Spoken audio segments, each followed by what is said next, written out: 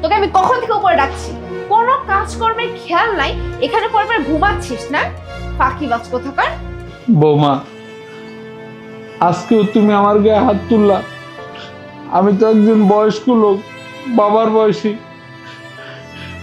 তুমি আমার গায়ে হাত তুলতে পারলা।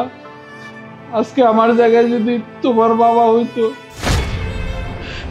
তাহলে কি তুমি পারতা তার গায়ে হাত তুলতে? কি তোর এত বড় সাহস, তুই আমার বাবার সাথে তোর তুলনা করছিস? শোন, আমার বাবা না তোর মতো অকর্মা না, এই বুড়া বয়সে ছেলের ঘাড়ে পড়ে পড়ে খাচ্ছিস। বৌমা, আমি আমার ছেলেটা ঠিকই খাই। আমি তো শুধু শুধু পয়সা খাই না, আমি তো ঘরের সমস্ত কাজই করি। তুমি যেটা বলো সমস্ত কাজই তো আমি করি।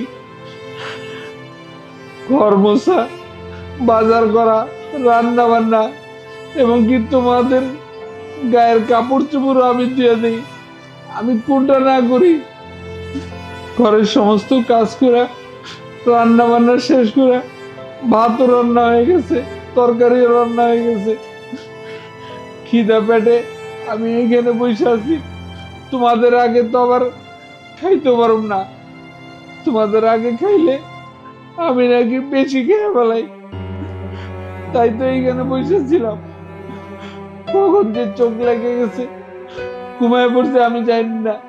আর রান্না করে ফেলেছেন তাই না? হ্যাঁ, রান্না করার পর আমার ঘরে খাবারটা পৌঁছে দেবে, এখানে বসে বসে ঘুমানো হচ্ছে, খাবারটা যে বেড়ে দিতে হবে সেটা খেয়াল নাই তাই না? আর তোর মতো বুড়ারে সারাদিন এখানে বসে বসে যে খাওয়াই, মাগনা মানা কাজের লোক হিসেবে যে রাখছি, এটাই তো তোর কপাল। তোকে যে বের করে দিই না, এটা তোর সাত কপালের ভাগ্য।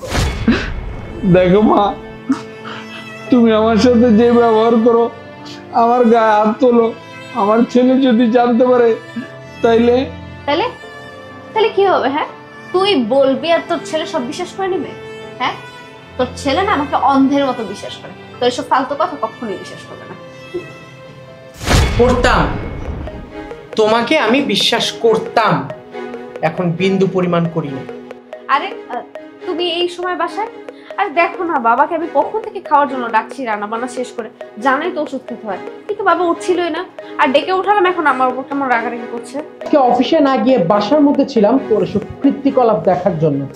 তোর লজ্জা করে না? গ্রাম থেকে তুলে এনে তোকে আমি এই শহরে এনেছি, তোকে পড়ালেখা আমি শিখাইছি। তোর তো মাস্টার্স পাস করানোর যোগ্যতা ছিল না, আমি আমার টাকায় তোকে মাস্টার্স কমপ্লিট করাইছি। আর সেই কিনা তুই আমার খেয়ে আমার পরে আমারই বাবার উপরে এইভাবে নির্যাতন করতেছিল। আরে আমার বাবা তো কখনো তোকে পুত্রবধূ হিসাবে দেখে নেই, সবসময় নিজের মেয়ে হিসাবে দেখছে। দেখো, আমার ভুল হয়ে গেছে, আমি রাগের মাথায় খারাপ ব্যবহার করে ফেলেছি, মানুষ মাত্র তো ভুল করে, তাই না? আর বাবা, আপনি প্লিজ আমাকে ক্ষমা করে দিন, আর আপনার ছেলেকে বোঝান না একটু। তুই আমার কাছে ক্ষমা চাচ্ছিস তাই না? তুই যেটা করছিস না সেটা ক্ষমার অযোগ্য, সেটা কোনো ভুল না, সেটা হলো পাপ। আর এরকম পাপের কোনো ক্ষমা হইতে পারে না। তুই এই মুহূর্তে বাসা ছেড়ে বেরিয়ে যা, ডিভোর্স লেটার আমি সময় মতো তোর বাসার মধ্যে পৌঁছে দিব। যা, তুমি শোনো, বেরো।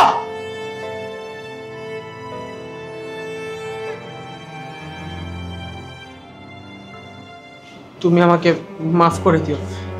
এতদিন শুধু আমার অবহেলার কারণে, আমার দায়িত্বহীনতার কারণে অনেক নির্যাতনের শিকার হয়েছো বাবা। আজকের পর থেকে তোমার আর কোনো অসুবিধা হবে না বাবা, তুমি আমার মাফ করে দিও। না রে বাবা, সন্তান ভুল করলে বাবা মার কাছে মাপ চাইতে হয় না, বাবা মা সন্তানরে এমনি মাফ করে দেয়। তোর তো কোনো দোষ ছিল না, তুই কি করবি? যাক বাবা, যা হয়েছে হয়েছে, তুই কাপড় চোপড় খুলে নে।